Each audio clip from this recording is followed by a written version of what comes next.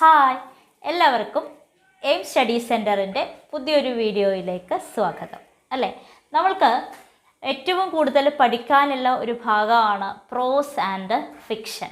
പ്രോസ് and ഫിക്ഷനിലെ George ഓർവെലിൻ്റെ Animal Farm എന്ന് പറയുന്ന ഒരു നോവലിനെ കുറിച്ചാണ് നമ്മൾ ഇന്ന് പഠിക്കുന്നത്. അപ്പോൾ ജോർജ് ഓർവെൽ ആനിമൽ ഫാം വളരെ രസകരമായിട്ടുള്ള ഒരു നോവലാണ് ആനിമൽ ഫാം. അപ്പോൾ നമ്മൾ അതിലേക്ക് കടക്കുന്നതിന് മുൻപ് ജോർജ് ഓർവെലിനെ കുറിച്ചും അദ്ദേഹത്തിൻ്റെ കുറേ മേജർ വർക്ക്സിനെ കുറിച്ചുള്ള കുറച്ച് കാര്യങ്ങൾ നമുക്കൊന്ന് നോക്കിയിട്ട് ആനിമൽ ഫാമിലേക്ക് പോവാം. അല്ലേ, അപ്പോൾ ജോർജ് ഓർവെൽ എന്ന് പറയുന്നത് പെൻനെയിമാണ്. അദ്ദേഹത്തിൻ്റെ സ്വന്തം പേരെന്ന് പറയുന്നത് Eric Arthur Blair. George Orwell എന്നുള്ളത് അദ്ദേഹത്തിൻ്റെ പെൻനെയിമാണ്. He was born on June 25, 1903, Motihari, Bihar in India. നമ്മുടെ ഇന്ത്യയിലാണ് അദ്ദേഹം ജനിച്ചത്. ഇംഗ്ലീഷ് റൈറ്ററാണ്, പക്ഷെ ജനിച്ചത് എവിടെയാണ്? ഇന്ത്യയിലെ ബീഹാറിലെ മോത്തിഹാരി എന്ന് പറയുന്ന ഒരു സ്ഥലത്ത് 1903 ജൂൺ 25 അദ്ദേഹം ജനിച്ചത്. അപ്പോൾ അതെങ്ങനെയാണ് അദ്ദേഹം ഇവിടെ വരാനുള്ള കാരണം എന്ന് വെച്ച് കഴിഞ്ഞാൽ, അദ്ദേഹത്തിൻ്റെ അച്ഛൻ ഇവിടെ നമ്മളുടെ ബ്രിട്ടീഷ് ഭരണകാലത്തൊക്കെ ഒരു ഇന്ത്യൻ സിവിൽ സർവീസിലെ ഒരു മെമ്പറായിരുന്നു. അല്ലേ, ബ്രിട്ടീഷ് സിവിൽ സർവീസുകാർ ഇവിടെ വന്നിട്ട് നമ്മളെ ഭരിച്ചുകൊണ്ടിരിക്കുക. അപ്പോൾ അവരിൽ ഒരാളായിരുന്നു, ബ്രിട്ടീഷ് സിവിൽ സർവൻ്റ് ആയിരുന്നു അദ്ദേഹത്തിൻ്റെ അച്ഛൻ. അങ്ങനെയാണ് അദ്ദേഹം ഇവിടെ ജനിക്കുന്നത് ഇന്ത്യയിൽ. പിന്നെ മരിച്ചത് ജാനുവരി 21, 1950 ഇൻ ലണ്ടനിൽ വെച്ചിട്ടാണ് മരിക്കുന്നത്. ജനുവരി 21, 1950. He was a novelist, essayist and a critic. അല്ലേ, അദ്ദേഹം എന്താണ്? നോവലിസ്റ്റാണ്, എസ്സേയിസ്റ്റാണ്, അതേപോലെ തന്നെ ഒരു ക്രിട്ടിക്കും ആണ്. കാരണം ഈ 3 മേഖലകൾ കൈകാര്യം ചെയ്തിരുന്ന ആൾക്കാർ അന്ന കാലങ്ങളിൽ വളരെ കുറവായിരുന്നത് കൊണ്ടാണ് നമുക്കത് എടുത്തു പറയേണ്ടി വരുന്നത്. നോവലിസ്റ്റ് ആയിരുന്നു, എസ്സേയിസ്റ്റാണ്, അതുപോലെ തന്നെ ഒരു ക്രിട്ടിക്കുമാണ് എന്നുള്ളത്. He was best known for his novels Animal Farm and 1984. അദ്ദേഹത്തിൻ്റെ 2 പ്രധാനപ്പെട്ട നോവലുകൾ, അല്ലെങ്കിൽ അദ്ദേഹം അറിയപ്പെടുന്നത് അദ്ദേഹത്തിൻ്റെ 2 നോവലുകളുടെ പേരിലാണ്. ഏതൊക്കെയാണ്? ആനിമൽ ഫാമും 1984. അതിൽ ആനിമൽ ഫാമാണ് നമ്മൾ പഠിക്കാനായിട്ട് പോകുന്നത്. ആനിമൽ ഫാം ആൻഡ് 1984 പരീക്ഷയ്ക്കൊക്കെ ചോദിക്കുന്ന ചോദ്യമാണ്. 1984 എന്ന് പറയുന്നത് 1984. ഇത് അതിൻ്റെ വർഷമോ ഒന്നുമല്ല, ബുക്ക് പബ്ലിഷ് ചെയ്ത ഇയർ അങ്ങനെയൊന്നുമല്ല. അത് ആ ബുക്കിൻ്റെ പേരാണ് 1984. അപ്പോൾ എന്താ പറയുക, ജോർജ് ഓർവെലിനെ കുറിച്ച് പറയുമ്പോൾ ഓർക്കേണ്ടുന്ന ഒരു കാര്യം എന്ന് പറയുന്നത് അദ്ദേഹത്തിൻ്റെ പെൻനെയിമാണ് ജോർജ് ഓർവെൽ. മുഴുവൻ പേരെന്താണ്? എറിക് ആർതർ ബ്ലെയർ ആണ്. പിന്നെ അദ്ദേഹത്തിൻ്റെ പ്രധാന നോവലുകൾ ഏതൊക്കെയാണ്? ആനിമൽ ഫാമും 1984. മേജർ വർക്ക്സ് അതിൽ എടുത്തു പറയേണ്ടുന്ന ഒന്നാണ് down and Out in Paris and London. നമുക്ക് അദ്ദേഹത്തിൻ്റെ വാക്കുകളിലൂടെയൊക്കെ ഒന്നിങ്ങനെ ഇറങ്ങി തിരിച്ചു വരാം. അല്ലേ, കാരണം എന്താ വെച്ചാൽ ചിലപ്പോൾ പോയതിൻ്റെ പേരോ അല്ലെങ്കിൽ അദ്ദേഹത്തിൻ്റെ വർക്കുകൾ ഇതാരുടെയാണോ എന്നൊക്കെ ചോദിക്കുമ്പോൾ നമുക്ക് ആൻസർ ചെയ്യാൻ വേണ്ടിയിട്ട് കുറച്ചൊന്ന് ഒരുപാട് ഡീറ്റെയിലിങ്ങില്ലെങ്കിൽ ചെറുതായിട്ടൊന്ന് പോയി ഇങ്ങനെ തിരിച്ചു വരാം കേട്ടോ. അപ്പോൾ Down and Out in Paris and London 1933. His major വർക്ക്സിൽ ആദ്യം നമ്മൾ പറയുന്നത് ഏതാണ്? Down and Out in Paris and London. Orwell's first major work explored his time aching out in these 2 cities. ശരിക്കും ഈ വർക്കിനെ കുറിച്ച് പറയുകയാണെന്നുണ്ടെങ്കിൽ നമുക്ക് പറയാൻ പറ്റുന്നത് ഈ 2 സിറ്റീസിൽ, പാരീസിലും ലണ്ടനിലും അദ്ദേഹം ചെലവഴിച്ച അദ്ദേഹത്തിൻ്റെ ജീവിത കാലഘട്ടങ്ങളിലെ അനുഭവങ്ങളാണ് അദ്ദേഹം ഇതിൽ എഴുതി പറയുന്നത്. അപ്പോൾ Down and Out in Paris and London, അല്ലേ, Down and Out in Paris and London 1933. അദ്ദേഹത്തിൻ്റെ ഫസ്റ്റ് മേജർ വർക്കാണ് നമുക്കിത് പറയാനായിട്ട് സാധിക്കും. കാരണം ഈ 2 സിറ്റീസിൽ അദ്ദേഹം ചെലവഴിച്ചിട്ടുള്ള അദ്ദേഹത്തിൻ്റെ ആ കാലഘട്ടത്തിൽ അദ്ദേഹത്തിൻ്റെ എക്സ്പീരിയൻസും കാര്യങ്ങളും ഒക്കെയാണ് down and Out in Paris and London എന്ന് പറയുന്ന പുസ്തകത്തിൽ പറയുന്നത്. Down and Out in Paris and London. അപ്പോൾ ഈ 2 സിറ്റീസിലുള്ള അദ്ദേഹത്തിൻ്റെ എക്സ്പീരിയൻസ് ആണ് ആ പുസ്തകത്തിൽ പറഞ്ഞതെന്ന് പറഞ്ഞു. അല്ലേ, The book provided a brutal look at the lives of the working poor class people. അതായത് ലണ്ടനിലെയും പാരീസിലെയും ഒക്കെ കഷ്ടപ്പെടുന്ന ജനതകളെക്കുറിച്ച്, അവിടുത്തെ വർക്കിംഗ് ക്ലാസ് പീപ്പിൾസിനെ കുറിച്ചും അവരുടെ എന്താ പറയുക സുതാര്യമായിട്ടുള്ള ജീവിതത്തിനെ കുറിച്ചും ഒക്കെയാണ് ആ പുസ്തകത്തിൽ പ്രതിപാദിച്ചിട്ടുള്ളത്. എന്താണ് ബുക്കിൻ്റെ പേര്? Down and Out in London and Paris. നമുക്ക് ലണ്ടൻ പാരീസ് എന്നൊക്കെ കേൾക്കുമ്പോൾ നമ്മൾ വിചാരിക്കും ഓ ഭയങ്കര സമ്പന്നർ മാത്രം വാഴുന്ന രണ്ട് സിറ്റീസാണ് എന്നൊക്കെയാണ് വിചാരിക്കുക. അല്ല, അവിടെ പാവപ്പെട്ടവരും വർക്കിംഗ് ക്ലാസ് പീപ്പിളും എല്ലാവരും ഉണ്ട്. അപ്പോൾ അവരുടെ അവസ്ഥയൊന്നും തുറന്നു കാണിക്കാനൊന്നും ആൾക്കാരുണ്ടായിരുന്നില്ല. അദ്ദേഹം അത് അദ്ദേഹത്തിൻ്റെ എഴുത്തിലൂടെ തുറന്നു കാണിച്ചു എന്നുള്ളതാണ്. He published this under the pseudonym George Orwell. അപ്പോൾ ആ ബുക്ക് പബ്ലിഷ് ചെയ്തത് അദ്ദേഹം ജോർജ് ഓർവെൽ എന്ന് പറയുന്ന സ്യൂഡോനിയം, അത് തൂലികാ നാമത്തിലാണ്. കാരണം വീട്ടുകാരൊക്കെ അറിഞ്ഞാലോ ഞാൻ ഇങ്ങനെയൊക്കെ എഴുതുന്നുണ്ട്, അപ്പോൾ വീട്ടുകാരുടെ പ്രശ്നങ്ങളിൽ നിന്നൊക്കെ ഒഴിവാകാൻ വേണ്ടിയിട്ടാണ് അദ്ദേഹം ജോർജ് ഓർവെൽ എന്നുള്ള ആ ഒരു സ്യൂഡോനിയം സ്വീകരിച്ചത്. അപ്പോൾ ആദ്യമായിട്ടൊന്നല്ല അദ്ദേഹം എഴുതുന്നത്, വളരെ ചെറുപ്പകാലം തൊട്ട് തന്നെ 11ാമത്തെ വയസ്സിലോ മറ്റോ എഴുതി തുടങ്ങിയതാണ് ജോർജ് ഓർവെൽ. അപ്പോൾ സ്കൂളുകളിലും പഠിക്കുന്ന സമയത്തൊക്കെ ധാരാളം സമ്മാനങ്ങളൊക്കെ കിട്ടിയിട്ടുള്ള ആളാണ്, എഴുത്തിലൊക്കെ അപ്രീസിയേഷനൊക്കെ കിട്ടിയിട്ടുള്ള ആളാണ് George Orwell.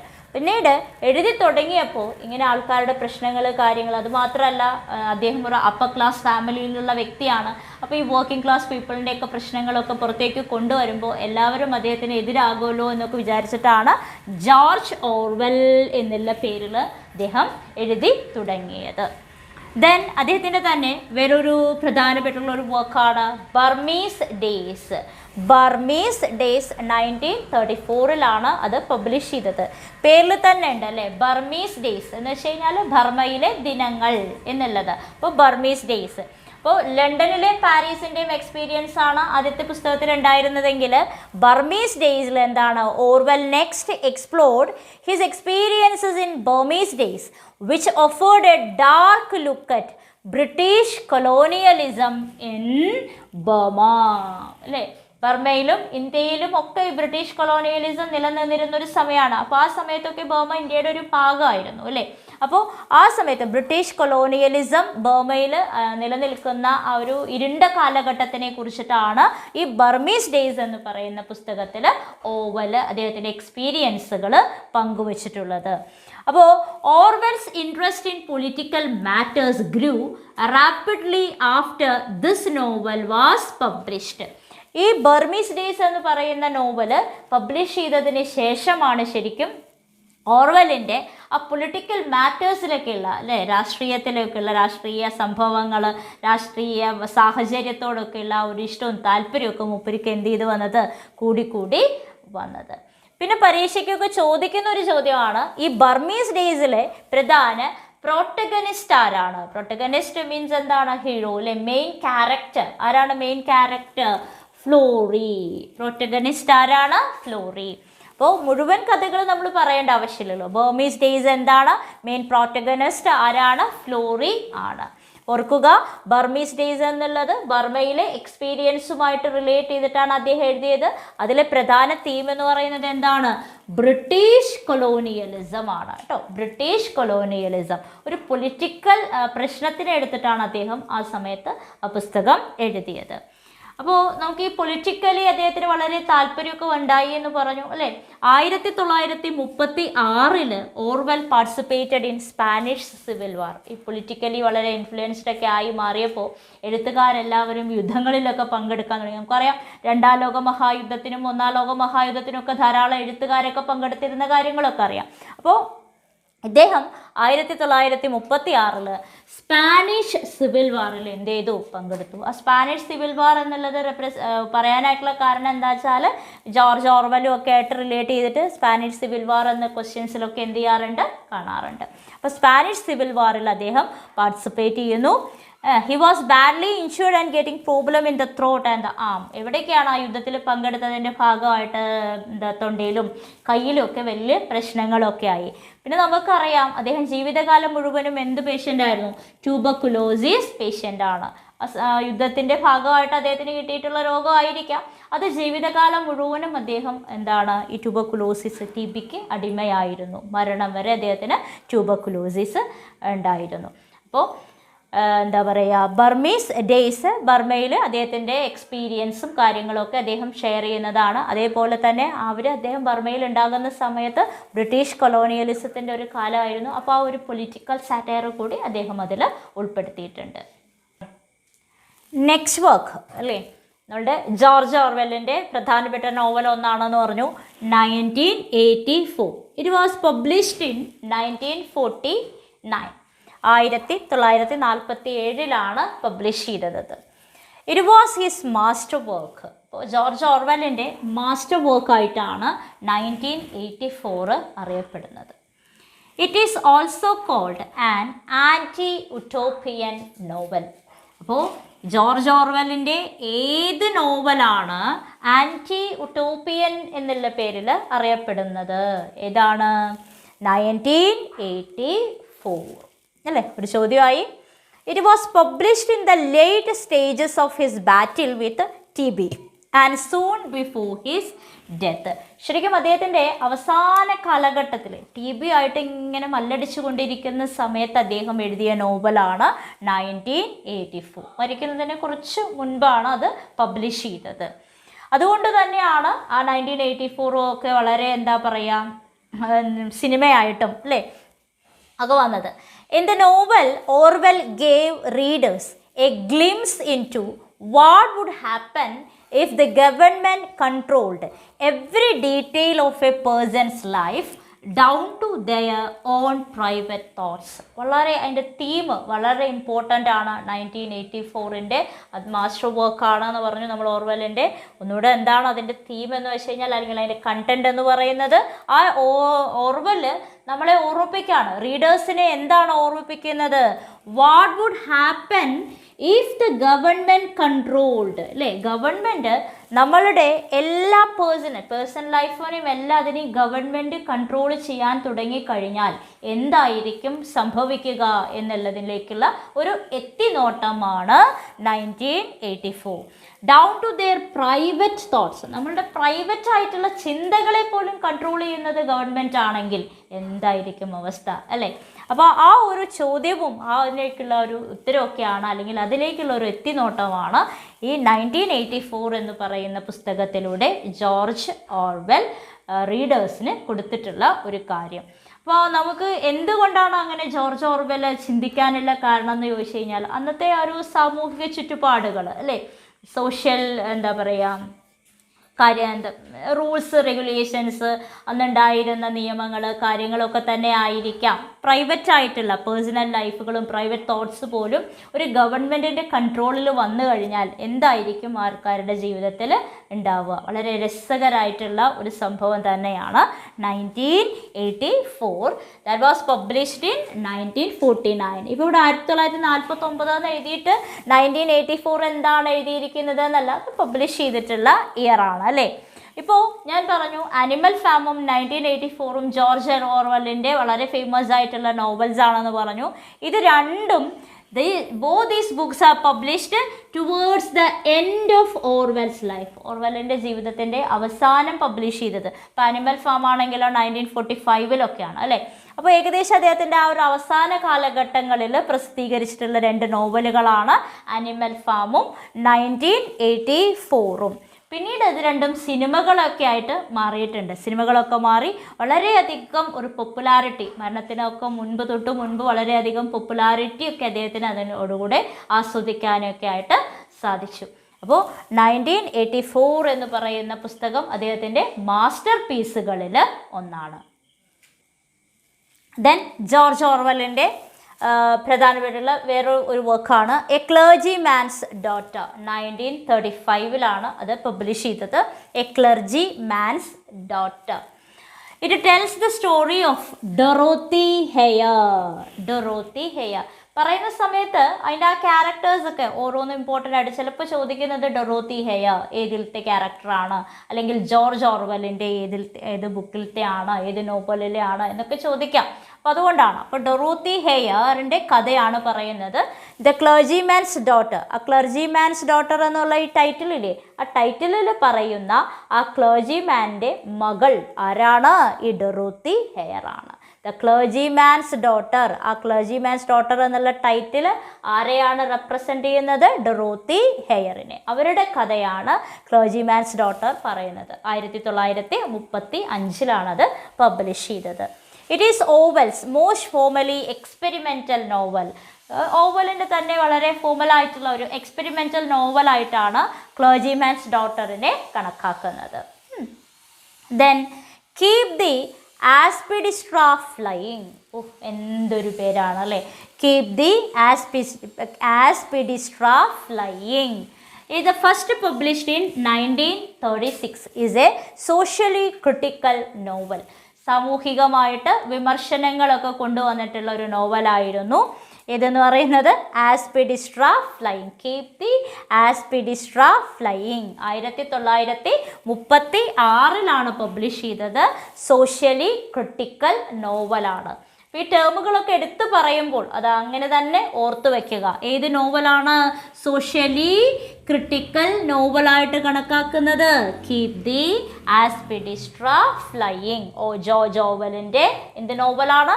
Socially critical novel. It is set in 1936 in London. 1930 കാലഘട്ടത്തിലാണ് ഈ കഥ എന്ത് ചെയ്യുന്നത്? നടക്കുന്നത്. അതും എവിടെയാണ് നടക്കുന്നത്? ലണ്ടനിലാണ് കഥ നടക്കുന്നത്. സോഷ്യലി ക്രിട്ടിക്കൽ നോവൽ ഏതിനെ ബേസ് ചെയ്തിട്ടാണ്? ലണ്ടൻ സിറ്റിയെ ബേസ് ചെയ്തിട്ടാണ്, അല്ലെങ്കിൽ അവിടെയാണ് ഈ കഥ നടക്കുന്നത്. The main theme is Gordon Comstock. Gordon Comstock എന്ന് പറയുന്നത് ഇതിൽ പ്രധാനപ്പെട്ടിട്ടുള്ള കഥാപാത്രമാണ്, മെയിൻ ക്യാരക്ടറാണ് ഗോർഡൺ കോംസ്റ്റോക്ക്. അപ്പോൾ Gordon Comstock's romantic ambition to defy the main things the society is doing, glorifying money and status. അന്നത്തെ കാലത്ത് സമൂഹത്തിലുള്ളവർ ഏറ്റവും കൂടുതൽ പ്രാധാന്യം കൊടുത്തിരുന്ന രണ്ട് കാര്യങ്ങളാണ് ഇതെന്ന് പറയുന്നത്, പണവും സ്റ്റാറ്റസും അല്ലേ. Glorifying money and status. അതിനെതിരായിട്ട് ആ ഒരു നമ്മൾ പറഞ്ഞല്ലോ സോഷ്യലി ക്രിട്ടിക്കൽ നോവലാണെന്ന് പറഞ്ഞു. സമൂഹത്തിൽ നടക്കുന്ന ഈ പറയുന്ന പണത്തിനും സ്റ്റാറ്റസിനും ഒക്കെ പുറകെ പോകുന്ന വലിയ വലിയ കൊച്ചുമ്മമാരും മുതലാളികളും ഒക്കെയുള്ള ആ ഒരു സമൂഹത്തിന് എതിരായിട്ടുള്ള ഒരു നോവലാണ് ഇതെന്ന് പറയുന്നത്. Keep the Aspidistra Flying. അതിലെ മെയിൻ ക്യാരക്ടറായിട്ടുള്ള ഗോർഡൺ കോംസ്റ്റോക്സും ഇതിനെതിരെയാണ് പ്രവർത്തിക്കുന്നത്. ഏതാണ്? പണവും സ്റ്റാറ്റസും അല്ല വലുത് എന്നുള്ളത് കാണിക്കാനായിട്ട്. പിന്നെ ജോർജ് ഓർവെലിൻ്റെ വേറൊരു പ്രധാനപ്പെട്ടുള്ള നോവലാണ് coming up four air. It is first published in